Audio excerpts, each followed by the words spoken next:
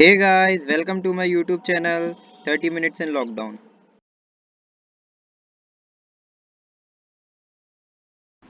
Guys इस video में हम देखेंगे कि नेचर ऑफ फ्रूट्स क्या होता है, यानी कि जो हम क्वाड्रेटिक इक्वेशन के रूट्स निकालते हैं उनका नेचर कैसा होता है।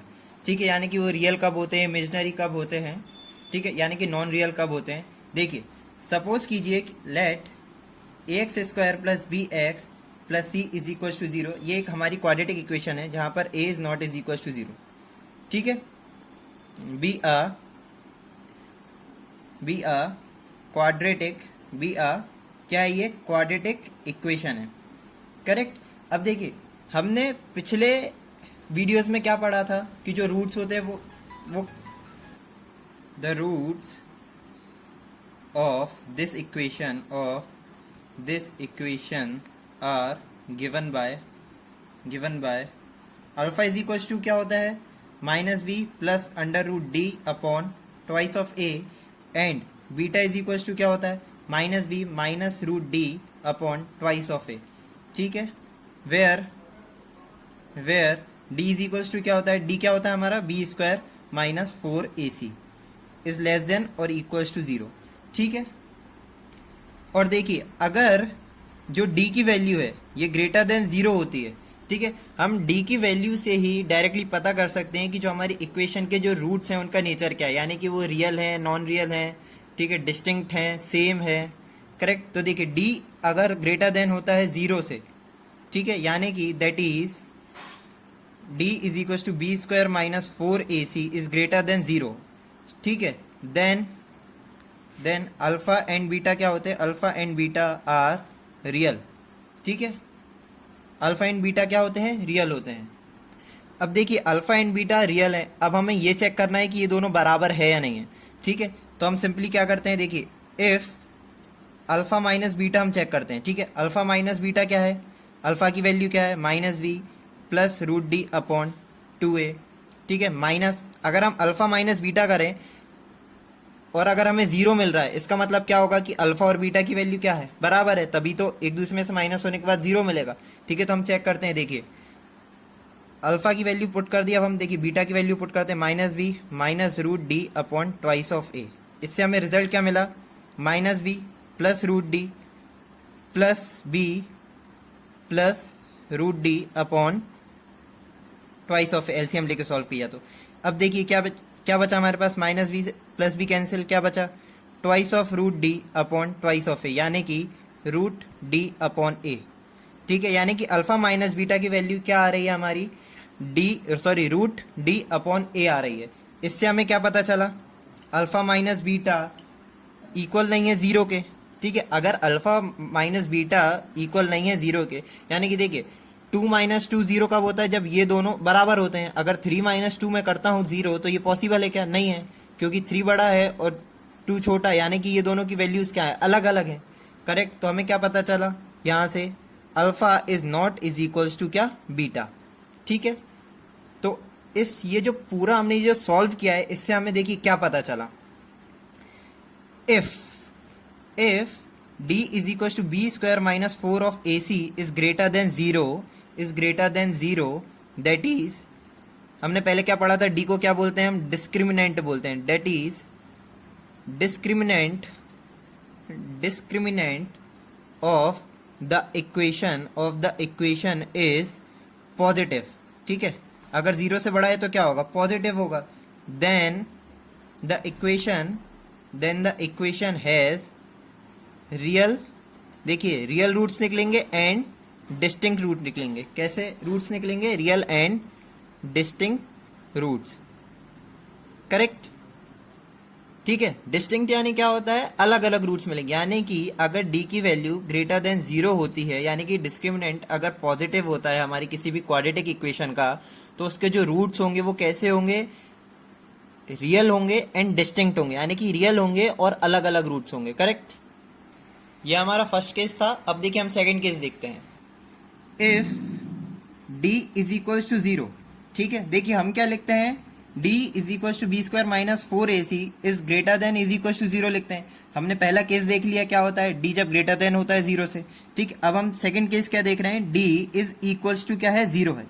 ठीक है, अगर d इज इक्वल टू 0 है तो अब हम चेक करते हैं जो अल्फा और बीटा है उनकी वैल्यूज क्या क्या है।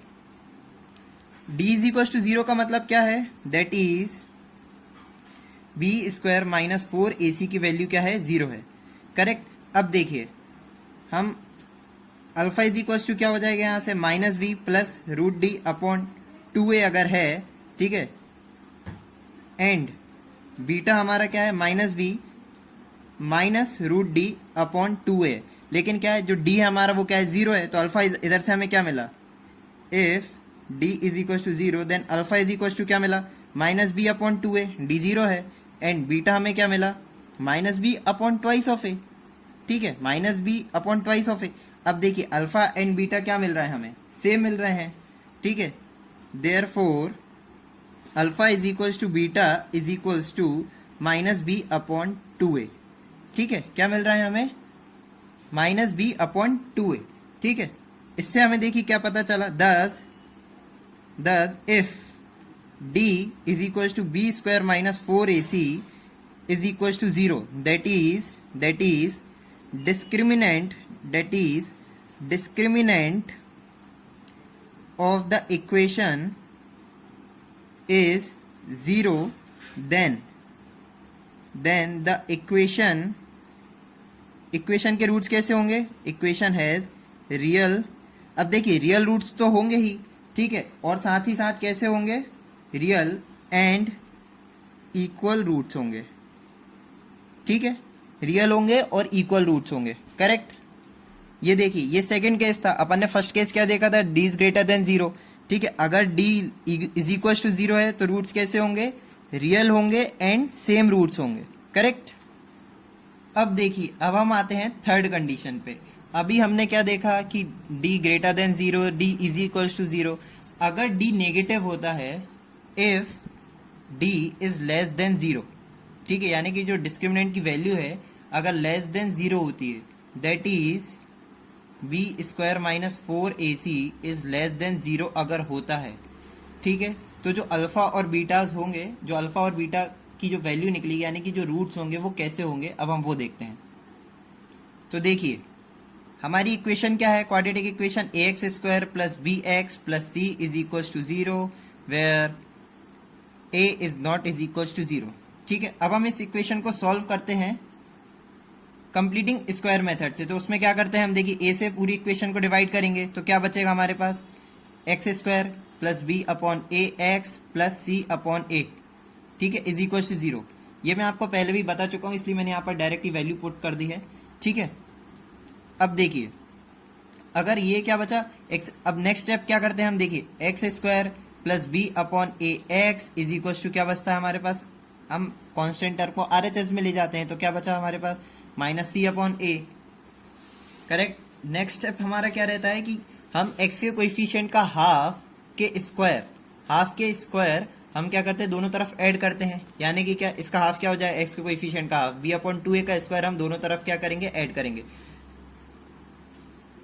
गाइज ये वाला जो तरीका है मैं आपको कंप्लीटिंग स्क्वायर में बता चुका हूँ, अगर आप लोगों ने मेरा वो वाला वीडियो ना देखा हो तो प्लीज़ जाइए उसको देखिए, तो उससे आपको इजीली ये समझ में आ जाएगा, ठीक है। तो देखिए x square plus B upon ए x plus B upon 2a का whole square is equal to minus C upon A plus B upon 2a का होल स्क्वायर, ठीक है। अब देखिए एक्स स्क्वायर प्लस, अब मैं इस वाले टर्म में अगर 2 का मल्टीप्लाई और 2 का डिवाइड कर दूं, ठीक है, 2b अपॉन 2a एक्स कर दूं, ठीक है, सॉरी 2 का डिवाइड और 2 का मल्टीप्लाई कर दूं, ठीक है, तो क्या हो जाएगा, कोई प्रॉब्लम नहीं होगी क्योंकि 2 से 2 कैंसिल, हमारा ये टर्म सेम रहेगा। Correct. Plus b upon 2a का whole square is equal to minus C upon A plus b upon 2a का होल स्क्वायर। अब देखिए यहाँ पर ये मैंने मल्टीप्लाई 2 का और डिवाइड 2 का इसलिए किया है जिससे कि हम इसको इजीली शो कर सकें कि a प्लस बी की होल स्क्वायर वाली आइडेंटिटी बन रही। देखिए a square plus 2 of A B plus B square, ठीक है, तो यहाँ पर हम इसको इस वाले टर्म को डायरेक्टली क्या लिख सकते हैं, x plus B upon 2a का whole square. Correct. Is equal to क्या, minus c upon a plus B square upon 4a का स्क्वायर।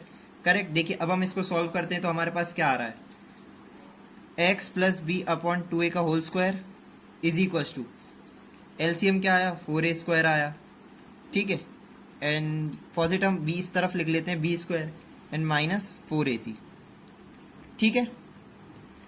देखिए अगर अब इफ हमारा जो d है वो लेस देन होगा 0 से, that is b² minus 4ac अगर लेस देन होगा 0 से, तो ये जो हमारा ये जो पूरा टर्म है ये क्या हो जाएगा, ये टर्म पूरा क्या हो जाएगा, नेगेटिव हो जाएगा, ठीक है। यानी कि क्या, इस पूरे टर्म की वैल्यू क्या हो जाएगी, नेगेटिव हो जाएगी। कैसे, x plus B upon 2a का whole square is equal to b² minus 4ac को मैं d अपॉन 4a² लिख सकता हूं, ठीक है, d अपॉन 4a² लिख सकता हूं। अगर d छोटा हो जाएगा 0 से, यानी कि ये क्या हो जाएगा, नेगेटिव वैल्यू हो जाएगी। अगर ये वैल्यू नेगेटिव हो गई, ठीक है, अब हम LHS देखते हैं पहले। LHS क्या है, किसी भी रियल नंबर का स्क्वायर कभी भी नेगेटिव हो सकता है क्या, LHS क्या है हमारा, रियल नंबर का स्क्वायर है, किसी भी रियल नंबर का स्क्वायर है, ठीक है, ये कभी नेगेटिव हो सकता है क्या, जैसे देखिए -4 या 4 या -2 या 2, ये रियल नंबर्स हैं। अगर इसका स्क्वायर कभी भी नेगेटिव होगा क्या, देखिए इसका भी 16 आ रहा है, इसका भी 16, इसका 4, इसका भी 4, करेक्ट। लेकिन हमारे केस में जब हम स्क्वायर बता रहे हैं तो वो क्या, अगर d लेस देन 0 है तो वो नेगेटिव आ रहा है, ठीक है। इसका मतलब क्या हुआ कि ये जो नंबर्स यहाँ से मिल रहे हैं हमें, ये जो रूट्स मिल रहे हैं ये रियल ही नहीं है, तभी तो यहाँ पे इनका स्क्वायर नेगेटिव आ रहा है, correct. So there is no real value of x satisfying the equation, ये क्या है, लेस देन 0 है, ठीक है, satisfying the equation, ठीक है। दस हमें अब इससे क्या पता चला, if d is equals to b² minus 4ac is less than 0, then the roots of the equation are not real, ठीक है, करेक्ट। तो अब देखिए हमने पहले कंडीशन क्या पढ़ी, जब d ग्रेटर देन 0 होता है तो जो हमें रूट्स मिलते हैं वो कैसे मिलते हैं, रियल मिलते हैं एंड डिस्टिंक्ट मिलते हैं, यानी कि रियल मिलते हैं एंड अलग अलग रूट्स मिलते हैं, ठीक है। सेकेंड कंडीशन हमने क्या देखी कि अगर d इज इक्वल टू 0 है तो जो हमें रूट्स मिलेंगे वो कैसे मिलेंगे, रियल भी मिलेंगे और इक्वल भी मिलेंगे, रियल रूट्स मिलेंगे एंड इक्वल रूट्स मिलेंगे, करेक्ट। कि अगर d लेस देन 0 है तो हमें जो रूट्स मिलेंगे वो कैसे मिलेंगे, नॉट रियल मिलेंगे, यानी कि रियल रूट्स नहीं मिलेंगे, करेक्ट।